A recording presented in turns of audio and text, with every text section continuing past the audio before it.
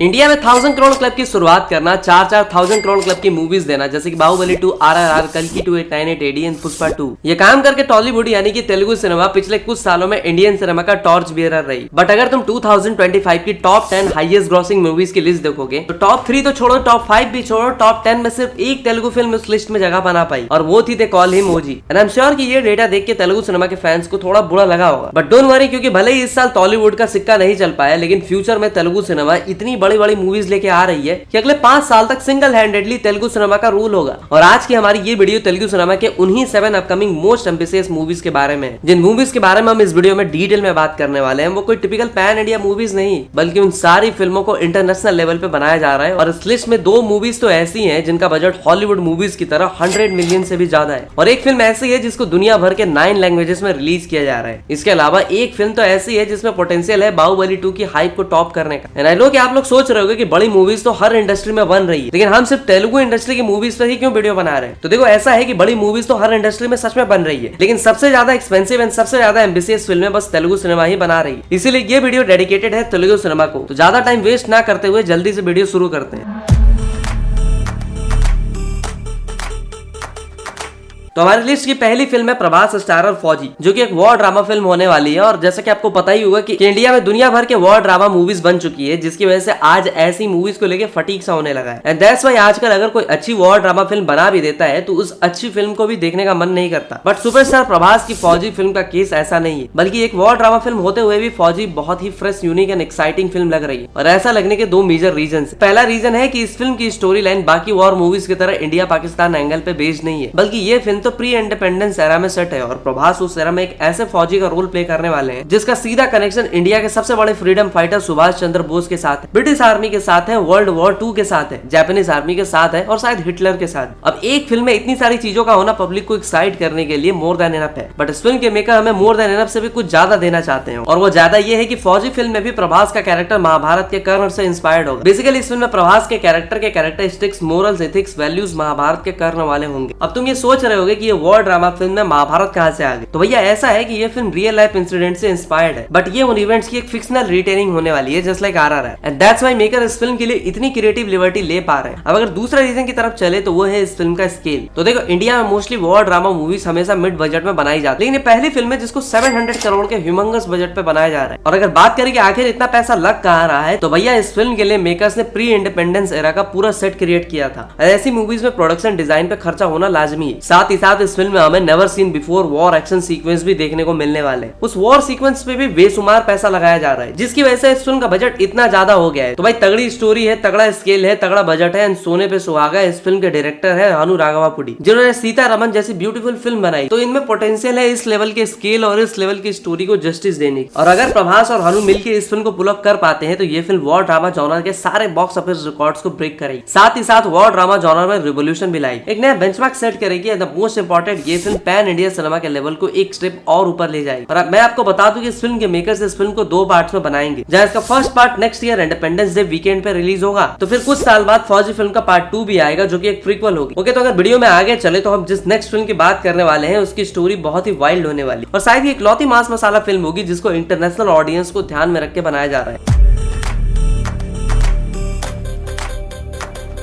हाँ, तो जिस फिल्म की मैं बात कर रहा हूँ वो है Prashanth Neel and junior NTR की film Dragon. As you all know कि प्रशांत नील एक ऐसे डायरेक्टर हैं जिन्होंने पहले तो KGF फ्रेंचाइज से हमें नेवर सीन बिफोर मास सिनेमा दिया, फिर उसके बाद उन्होंने सालार जैसी फिल्म बनाई जिसने हर डिपार्टमेंट में KGF फ्रेंचाइज को तो टॉप किया ही। साथ ही साथ प्रशांत नील ने सालार में जो वर्ल्ड बिल्डिंग दिखाई उसका कंपेरिजन लोगों ने सीधा हॉलीवुड मूवीज की वर्ल्ड बिल्डिंग से किया। प्रशांत नील अब NTR के साथ मिलकर कुछ ऐसा ही बना रहे हैं जिसे देखने के बाद सब सालार और KGF को भी भूल जाएंगे, क्योंकि ड्रैगन मूवी की स्टोरी और वर्ल्ड बिल्डिंग KGF एंड सालार से भी ज्यादा एक्साइटिंग होने वाली। और मैं ऐसा इसलिए बोल रहा हूँ क्योंकि ड्रैगन मूवी की स्टोरी गोल्डन ट्रायंगल से इंस्पायर्ड है। और अगर आपको नहीं पता हो कि गोल्डन ट्रायंगल क्या होता है तो मैं आपको बता दूं कि इंडिया, चाइना और भूटान के बॉर्डर के पास एक जगह है जहाँ बहुत से ड्रग्स बनाए जाते हैं जिनको दुनिया भर में सप्लाई किया जाता है। और इस जगह पे किसी कंट्री की गवर्नमेंट नहीं है, बल्कि एक जमाने में कुछ माफियाज कंट्रोल करते थे। एंड मोस्ट प्रोबेबली उन्हीं में से चाइनीज माफिया जाओवी से NTR का कैरेक्टर इंस्पायर्ड है। अब गोल्डन ट्रायंगल के बारे में आपको सिंपल वे में बताऊं तो ऐसा मान सकते हो कि जैसे रॉकी भाई का KGF या फिर देवा का खानसार, वैसे ही ड्रैगन फिल्म में NTR जिस जगह को रूल करेंगे, उसका नाम है गोल्डन ट्रायंगल। और ये गोल्डन ट्रायंगल वाली बात सुनकर तुम्हें लग रहा होगा कि ड्रैगन फिल्म भी कुछ सालार और केजीएफ जैसी होगी, तो आप कह सकते हैं कि ड्रैगन फिल्म भी एक प्रॉपर प्रशांत नील फिल्म होने वाली है, जिसको उनकी बाकी मूवीज की तरह 2 पार्ट्स में ही रिलीज किया जाएगा। बट ड्रैगन फिल्म के केस में प्रशांत नील कुछ ऐसी चीजें कर रहे हैं जो उनके लिए बिल्कुल ही नहीं है। जैसे कि प्रशांत नील हमेशा होमबाले फिल्म्स के अंडर अपनी मूवीज बनाते हैं, बट इस बार वो होमबाले फिल्म्स की जगह मैत्री मूवीज मेकर्स के साथ मिलकर ड्रैगन बना रहे हैं। दूसरी नई चीज ये है कि ड्रैगन प्रशांत नील की पहली फिल्म है, जिसके लिए वो कुछ फॉरेन कंट्रीज में इस फिल्म को शूट भी करने वाले। अब अगर फिल्म की रिलीज डेट की बात करें तो उस प्लान में थोड़ा चेंज रहने वाला है, क्योंकि ओरिजिनली ये फिल्म जून 2026 में ही रिलीज होने वाली, but as of now film के मेकर्स 2026 सेकंड हाफ या फिर 2027 फर्स्ट क्वार्टर में इस फिल्म को रिलीज करने की सोच रहे हैं। क्योंकि अभी कुछ टाइम पहले न्यूज आई थी कि प्रशांत नील एंड एनटीआर दोनों ही इस फिल्म के फुटेज से कुछ खास खुश नहीं है। दैट्स व्हाई उन्होंने 90% फुटेज को स्क्रैप कर दिया है और वो इस फिल्म में स्क्रिप्ट में कुछ चेंजेस करवा के दोबारा से शूट करने वाले हैं। और जो लोग इस न्यूज को नेगेटिव वे में ले रहे हैं, तो ये कोई नेगेटिव न्यूज नहीं है, क्योंकि प्रशांत नील कुछ ऐसे रेयर डायरेक्टर्स में से आते हैं जिनको परफेक्शन का कीड़ा रहता है। उनको जब तक एक परफेक्ट शॉट नहीं मिल जाता तब तक वो बार बार रीशूट करते रहे। और फिलहाल के लिए तो बस हम यही होप कर सकते हैं कि ये फिल्म अच्छी बन जाए, क्योंकि ये फिल्म अगर अच्छी बन गई तो इंडिया में तो ये फिल्म 1000 करोड़ ग्रॉस कलेक्शन करने की पोटेंशियल तो रखती है। क्या पता है एनटीआर को आरआरआर से मिली ग्लोबल पॉपुलैरिटी की हेल्प से ये फिल्म ग्लोबल ऑडियंस की भी अटेंशन अपनी तरफ खींच पाए। और देखो, अगर राजा मौली के मास सिनेमा को ग्लोबल एप्रिसिएशन मिल सकता है तो भैया प्रशांत नील के मास सिनेमा भी कुछ कम नहीं होता। तो भाई अगर बात इंडियन सिनेमा को ग्लोबल लेवल पे ले जाने की चल रही है, तो मैं बता दूं कि नेक्स्ट जिस फिल्म की मैं बात करने वाला हूँ उसको दुनिया भर के 9 लैंग्वेजेस में रिलीज किया जा रहा है, और उस फिल्म में ग्लोबल सुपरस्टार का कैमियो भी हो सकता है।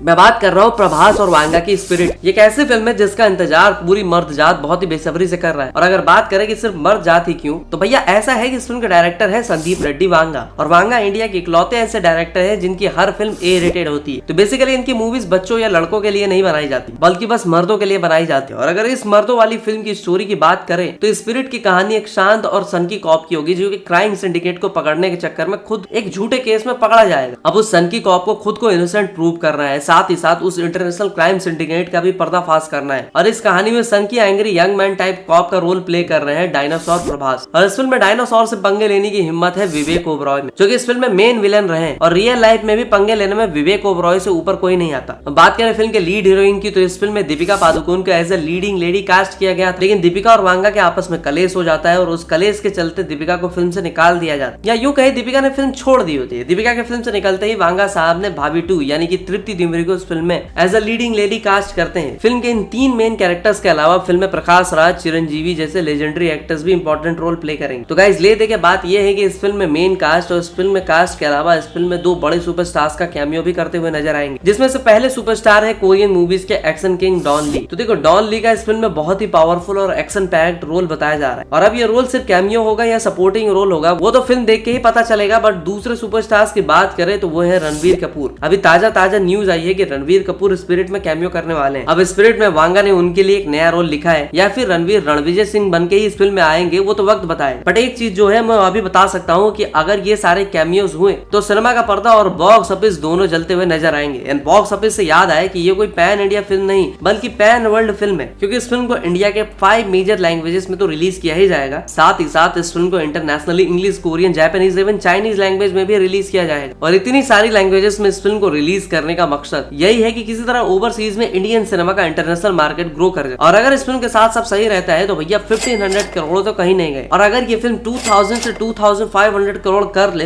तो भी चौंकना मत। And the box office aside में इस फिल्म के लिए पर्सनली इसलिए भी एक्साइटेड हूँ क्योंकि स्पिरिट में प्रभास का कैरेक्टर एक्टिंग की डिमांड करता है, और वांगा प्रभास को एज एन एक्टर किस तरह से यूज करने वाले हैं उसे देखने के लिए मैं भाई डैम एक्साइटेड हूँ। तो भाई वांगा साहब संभाल लेना, बहुत उम्मीद है आपसे। अब वांगा से तो उम्मीद है ही, लेकिन एक ऐसे डायरेक्टर है जिससे हमें वांगा से भी ज्यादा उम्मीद, और सिर्फ यही एक इंडियन डायरेक्टर है जिसमें पोटेंशियल है हॉलीवुड मूवीज को टक्कर देने की। और इस बार ये डायरेक्टर अपनी अपकमिंग फिल्म से बॉक्स ऑफिस पर हॉलीवुड फिल्मों को टक्कर देने वाला है।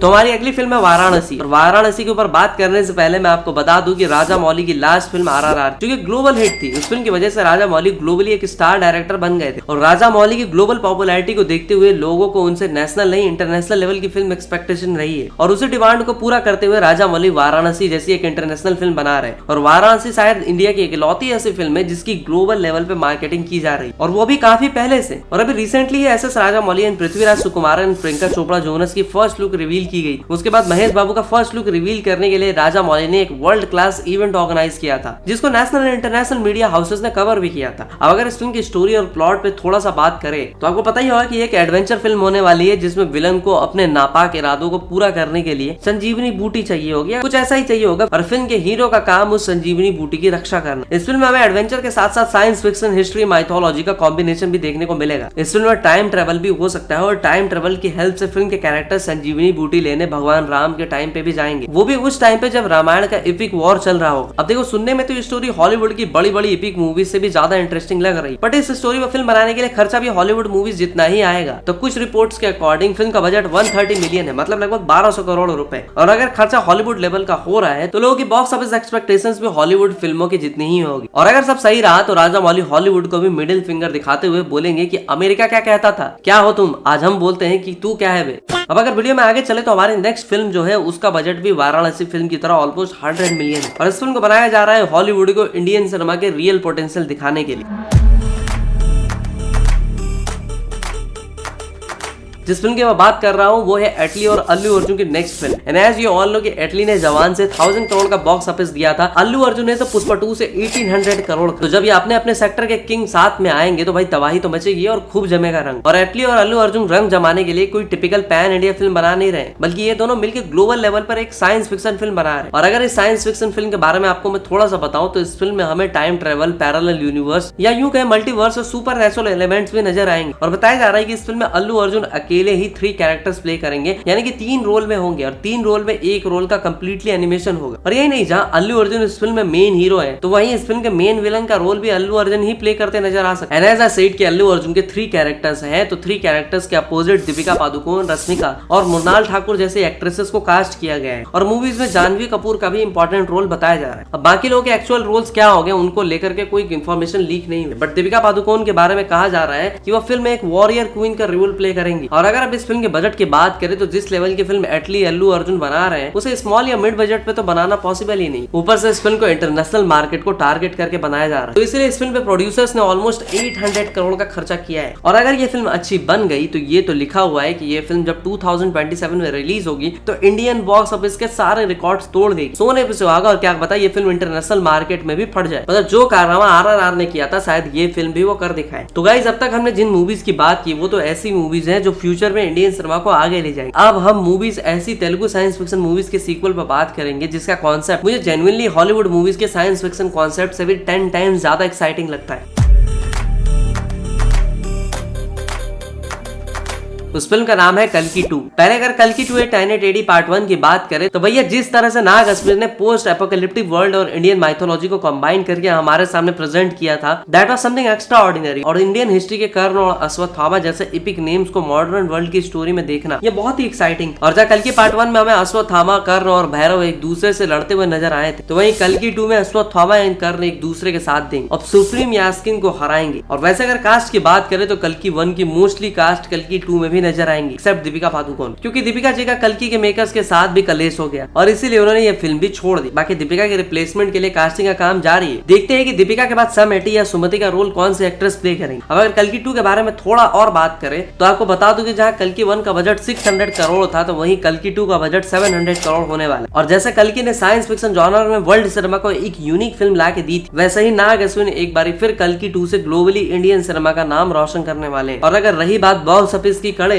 तो जहां कल्कि 2 टेनेट एडी ने 1000 करोड़ किए थे तो वहीं कल्कि 2 का पोटेंशियल इजीली 2000 करोड़ का है। एक और बात, मोस्टली लोगों को लगता है कि कल्कि फ्रेंचाइज के 2 पार्ट ही आएंगे, तो ऐसा नहीं है, क्योंकि it's not a franchise, it's a cinematic universe. और इस सिनेमैटिक यूनिवर्स में कल्कि 2 के बाद और भी फिल्में आएंगी जिसमें हमें अश्वत्थामा की तरह कुछ और चिरंजीवी देखने को मिल सकता, क्या पता कर्ण की तरह हमें और भी इंडियन हिस्ट्री के पॉपुलर नेम्स देखने को मिले। और ये सब देखने को मिलेगा या नहीं वो तो फ्यूचर में पता चलेगा, लेकिन अभी फ्यूचर से 4 कदम पीछे पास्ट में जाए तो एक फिल्म आई थी बाहुबली 2, और इस फिल्म की जो हाइप थी वो एक्स्ट्रा ऑर्डिनरी थी। इंडियन ऑडियंस और सिनेमा थिएटर ने कभी भी ऐसी हाइप एक्सपीरियंस नहीं करी, और एक्सपर्ट्स का ऐसा मानना है कि अब वैसे ही हाइप दोबारा खुद ऐसे राजा मौली भी क्रिएट नहीं कर सकते। लेकिन मैं कहूंगा कि रुको जरा, सबर करो, क्योंकि अब हम जिस फिल्म के बारे में बात करने वाले हैं वो बाहुबली 2 की हाइप को भी टॉप करने वाली। मैं बात कर रहा हूँ सालार पार्ट 2 सौर्यंगा पर्वम की। तो प्रभास एंड प्रशांत नील सालार एक ऐसी फिल्म थी जिसने इंडियन ऑडियंस को मास सिनेमा का एक यूनिक कॉम्प्लेक्स और वर्ल्ड क्लास वर्जन दिया था। और जब लोगों ने इस फिल्म को देखा तो बहुत से लोगों को ये फिल्म कुछ ज्यादा ही कॉम्प्लेक्स लगी, कई लोगों को समझ ही नहीं आया, बट जिनको ये फिल्म समझ में आई उनके लिए ये फिल्म एक मास्टरपीस मास मसाला फिल्म थी। अपनी रिलीज के टाइम पे इस फिल्म में एसआरके की डंकी को क्लास में बीट करते हुए 600 करोड़ का बिजनेस किया। और ये तो कुछ भी नहीं है, क्योंकि जब ये फिल्म ओटीटी पे रिलीज हुई तब से लेके आज तक ये फिल्म ट्रेंड कर रही। और जब कोई फिल्म लगातार एक साल से ज्यादा ओटीटी पे ट्रेंड करती है तो तुम उससे अंदाजा लगा सकते हो कि इस फिल्म की सीक्वल की क्या हाइप होने वाली। और अगर सालार 2 की स्टोरी पे थोड़ा बात करें तो जहां सालार 2 में हमें दो दोस्तों की दोस्ती देखने को मिलती है, तो इस फिल्म में हमें उन दोस्त यानी कि देवा और वरदा या यूं क्या प्रभास और पृथ्वीराज सुकुमार की दुश्मनी देखने को मिलती है। अब इस दुश्मनी में कितना खून खराबा होगा वो तो प्रशांत नील डिसाइड करेंगे। और प्रशांत नील इस प्रोजेक्ट को लेके इतने कॉन्फिडेंट है कि उन्होंने ओपनली बोल दिया है कि ये उनके करियर की बेस्ट फिल्म होने वाली है। और इसलिए मैं एक बात कहना चाहूंगा जिसे शायद आप एग्री ना करो, बट सालार 2 की हाइप बाहुबली 2 की लेवल की होने वाली। रही बात बॉक्स ऑफिस की, तो कोई प्रेडिक्शन नहीं कर सकता, क्योंकि आई एम श्योर कि मेरी जो भी प्रेडिक्शन होगी ये फिल्म मुझसे ज्यादा ही बिजनेस करेगी। और रही बात इस फिल्म के रिलीज डेट की, तो उसमें भी काफी टाइम है, क्योंकि प्रभास अगले 2 साल अपने फ्यूचर प्रोजेक्ट्स में बिजी है और नील भी एनटीआर के साथ ड्रैगन बनाने में बिजी। तो आई थिंक ये फिल्म शायद 2028 लास्ट क्वार्टर या 2029 तक ही रिलीज हो पाएगी। बाकी इस वीडियो को अगर अच्छा रिस्पॉन्स मिलता है, अगर आप 1500 कमेंट का टारगेट पूरा करा देते हो, तो हम इस वीडियो का सेकंड पार्ट भी जरूर लाएंगे, जिसमें हम बाकी तेलुगु मूवीज को कवर करेंगे। साथ ही साथ ट्राई करेंगे कि ऐसी वीडियो हर इंडस्ट्री की मूवीज के बारे में बना सकते। तो मिलते हैं आपसे अगली वीडियो में, तब तक के लिए हर हर महादेव।